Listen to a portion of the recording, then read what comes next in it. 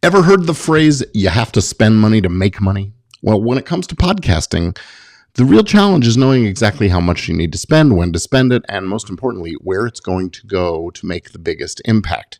So a few weeks ago, a viewer asked me to do a budgeting episode, and here we are.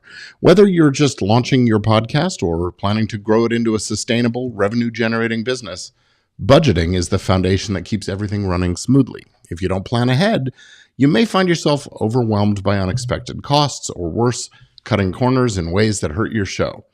In this episode, I'm walking you through the ins and outs of podcast budgeting, and we're going to talk about what you actually need to spend to launch your show, what expenses are worth prioritizing as you grow, and how to keep track of it all without losing sleep. So let's get started.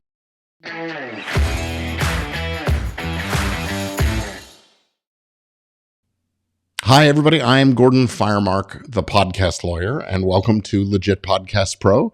This is my show where we help creators like you navigate the business and legal side of podcasting so you can focus on doing what you love, creating amazing content and building an engaged audience.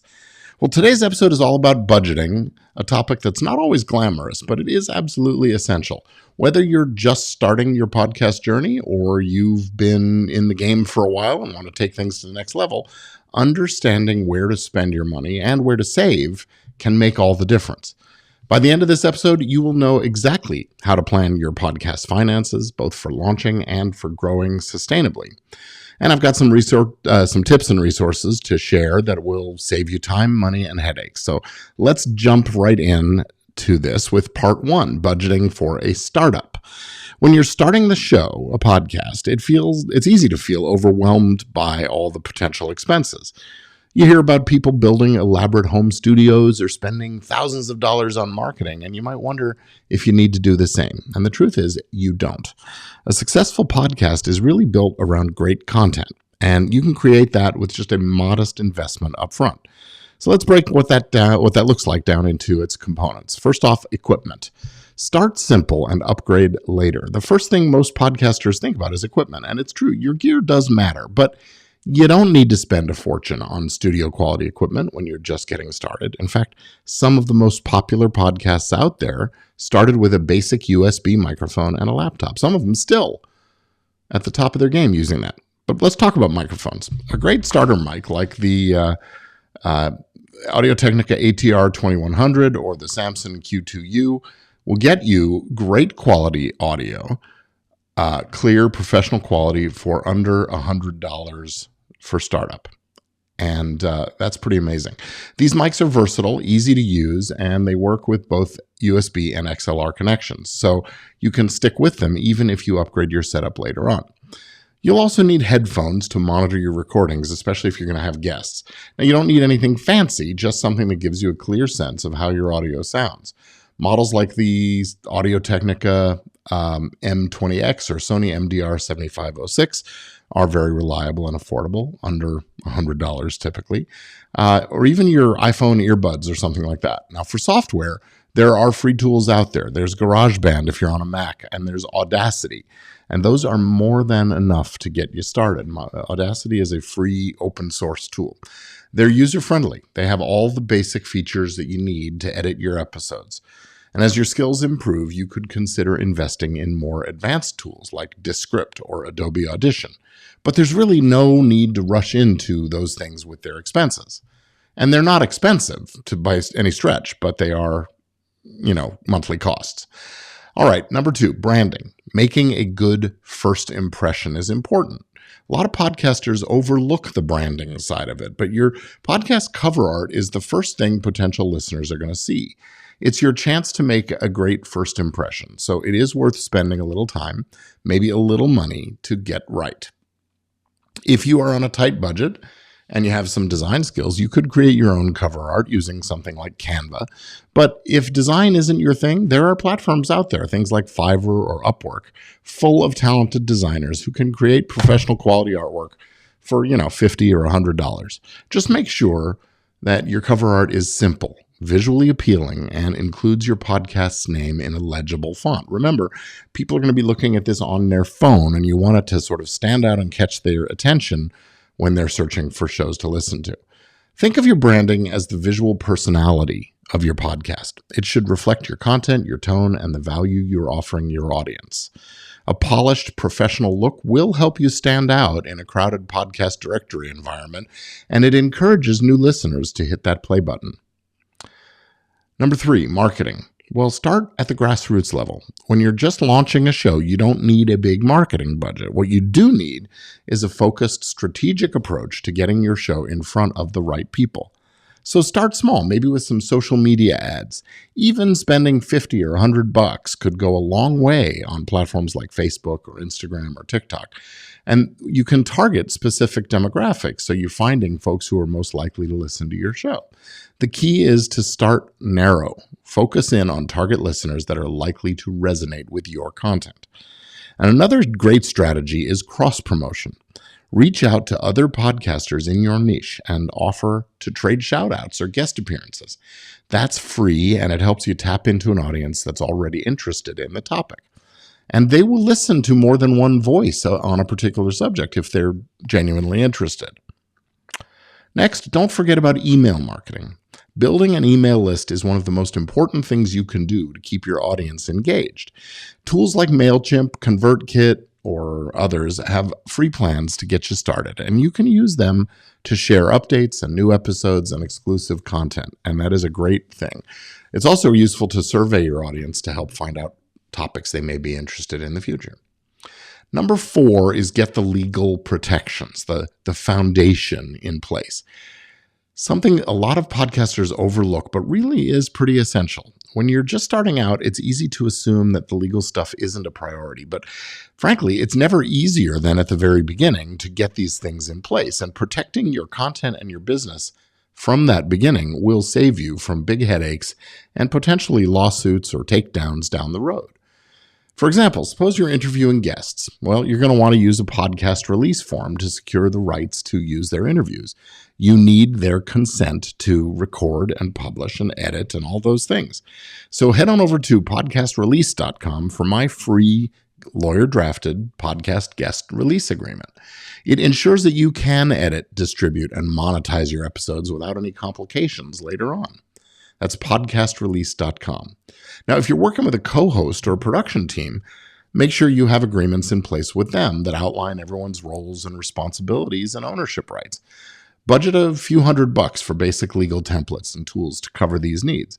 A small investment for a lot of peace of mind. So let's recap this startup budget before we move on to sort of bigger things. So here's a rough estimate of your podcast startup budget. Expect to spend a couple of $200 to $300 on equipment. You'll have media hosting, $10 or $20 a month. Branding might cost $50 or $100 in that month. And marketing expenses also $50 to $100. Your legal protections, a couple $100. So you're looking at somewhere in the neighborhood of $500 to $700 up front. Plus, the hosting costs and things like that. Not bad, right? And remember, this is just the beginning. As your podcast grows, you can choose to reinvest in upgrades and new strategies to keep improving. But there's no rush. Make sure this is something you're going to be doing for a while before you invest big money in better equipment. Now, let's move on to part 2, budgeting for podcast growth. Once your show is up and running, your focus is going to shift from just getting episodes out the door to refining your production, growing your audience, monetizing your efforts. And this is where your budget will probably start to expand. But the good news is that every dollar that you invest here can be tied to a clear goal, whether it's improving audio quality or video quality, saving time, or reaching more listeners. It matters. Let's break down some areas where you want to allocate resources as your podcast grows. Well, obviously those equipment upgrades we've talked about. Invest in quality. When you're ready to step up your game, upgrading the equipment is a great way to improve the overall quality of your show. Now, by now, you may have outgrown your beginner USB mic, and it's time to consider some kind of a higher-end XLR setup. An XLR microphone like the Shure SM7B or the Rode PodMic or the one I use here, the Heil PR40, offers exceptional sound quality. These mics are industry standards for a reason, because they're built to last and they deliver rich, professional audio. Now pair that with a good audio interface like a Focusrite Scarlett 2i2 or a Rodecaster Pro mixing console. These will act as a bridge between your mic and the computer. Now, this setup will probably cost you another $500 or $600 or even $1,000, but that's an investment that will noticeably enhance your sound. Beyond the microphone, also think about your recording environment. Acoustic foam panels, bass traps, or a portable vocal booth could drastically reduce echo and background noise. These kinds of upgrades also typically range in the $100 to $300 range, depending on how big of a space you're dealing with and what you need. Now remember, great audio isn't just about the mic, it's also about the room you're in and the environment you create for the recording. Another way to spend some money that can really be helpful is outsourcing. As your podcast grows, the workload will increase as well. Editing, creating show notes, managing guests, and promoting your episodes can eat up lots of hours every week. So that is where outsourcing can come in. It'll allow you to focus on what you do best, creating the content, and it'll allow you to leave the time-consuming tasks to the professionals in their areas. Hiring a freelance audio editor is a great first step. They typically charge between $30 and $100 an episode, maybe more depending on the length of your episodes and the complexity of things. And if you're producing weekly episodes, that's a few $100s a month? Well worth it to reclaim those hours so you can concentrate on your content and having a life outside the podcast. You might also consider hiring a virtual assistant for tasks like guest outreach, social media management, writing show notes. These folks typically charge anywhere from $10 to $20 per hour, or even some overseas for less than that. And just a few hours a week could make a big difference. Think of outsourcing as an investment in your sanity and productivity. All right, next up, marketing. Go big and go targeted. At this stage, your goal is to grow your audience, and that means a more aggressive marketing strategy.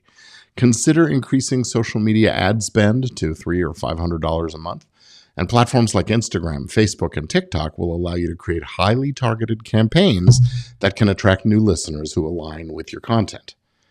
And in addition to ads, look for other opportunities to collaborate with other creators. Platforms like Podcorn will connect podcasters with brands and influencers for sponsorships and cross-promotions. It's a good place to look for those opportunities if you're willing to pay a little something. Now, these partnerships not only expand your reach, but also help you monetize your show. And if you're serious about growing, consider working with a PR professional or an agency. Now, this could cost $500 to $1,000 a month, but it can be a very effective way to secure some media coverage, guest appearances on larger shows, and other opportunities that will introduce your show to new, broader audiences. Now, next up in the areas of investment might be in the monetization arena, reinvesting in your revenue. Once your show starts bringing in money, it's time to reinvest some of that, or maybe all of it, into tools and strategies that will support more of the same. For instance, if you're selling merchandise, subscriptions, or online courses, well, you'll need a rock-solid website that can handle the e-commerce. Budget a couple $100 to $500 to upgrade your site with features like a store, member logins, learning management systems, whatever is appropriate for your need. And another area to consider is legal protections for your sponsorships and monetization deals. As you grow, it's more important to have clear, well-drafted contracts with pretty much everybody who comes in contact with your show. That will protect you and your partners and ensure that everyone understands what the agreement is, what the terms are, and what happens if things don't work out. You can find templates for under $500 or consult with an attorney for more customized solutions, and I'm happy to do that. Or you can just head on over to podcastlawforms.com, where you'll find my attorney-drafted legal forms and templates for podcasters. Another area to consider spending on is education and networking, staying ahead of the curve. Don't forget to invest in yourself. Attending conferences like Podcast Movement, Podfest, and industry workshops is a great way to learn new skills, to stay on top of trends, and connect with other podcasters. These events typically cost $500 to $1,500, including travel, but the insights and relationships you'll gain are often worth far more. And the opportunities that you can find only at these events may make the thing pay for itself right away. Networking is especially important as you grow because it opens doors to more collaborations, more sponsorships, and other kinds of opportunities. Plus, staying up to date on industry best practices will ensure that your podcast remains competitive and relevant. So here's a quick rundown of these growth phase expenses to recap. Upgraded equipment may be up to as much as $1,000. Marketing, $300 to $500 a month. Outsourcing, $100 to $500 a month. Monetization tools, $200 to $500. Education and networking, another $500 to $1,500. Maybe that's once a year. Your total will really depend on the size and scope of your goals, but the important thing is that you focus your spending on areas that will drive measurable results. The almighty ROI, return on investment. All right. Now, in part 3 here, I want to just talk about some practical budgeting tips.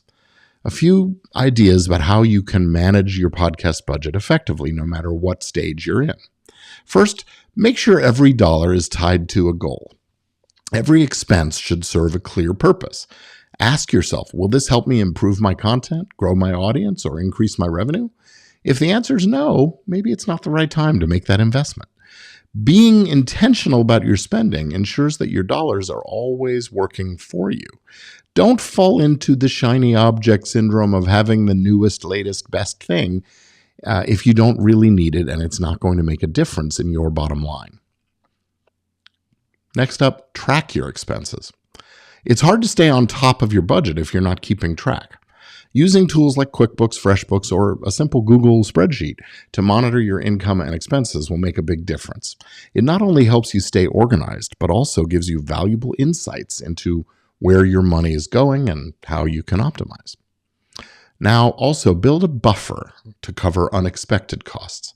It's wise to always sort of plan for the unexpected, the rainy day fund, essentially. Whether it's a piece of equipment that needs to be replaced or an opportunity that comes up at the last minute, having a financial cushion gives you the flexibility to handle some surprises without a lot of stress. One good rule of thumb is to set aside 10% of your monthly budget for that emergency fund. And once it gets up to a certain number, you can stop setting aside. You just sort of maintain that sort of ongoing balance in your emergency fund. So listen, if you are ready to take your podcast to the next level, I'm holding a free live webinar. I actually do this about every month. It's called Business and Legal Fundamentals for Podcast Growth and Profit. In this session, you will learn how you can protect your podcast and yourself so you can be confident and take the big, bold kinds of actions that drive real success and give you the impact, the influence, and yes, they'll get you to the to the income that you deserve. So I do this, like I said, about monthly, and the next session is this coming Monday, the 24th of February. So register now. Head on over to event.podcastlaw.net. And that's it for today. Thanks for joining me on Legit Podcast Pro. I'm Gordon Firemark, the podcast lawyer, and I'll see you again real soon.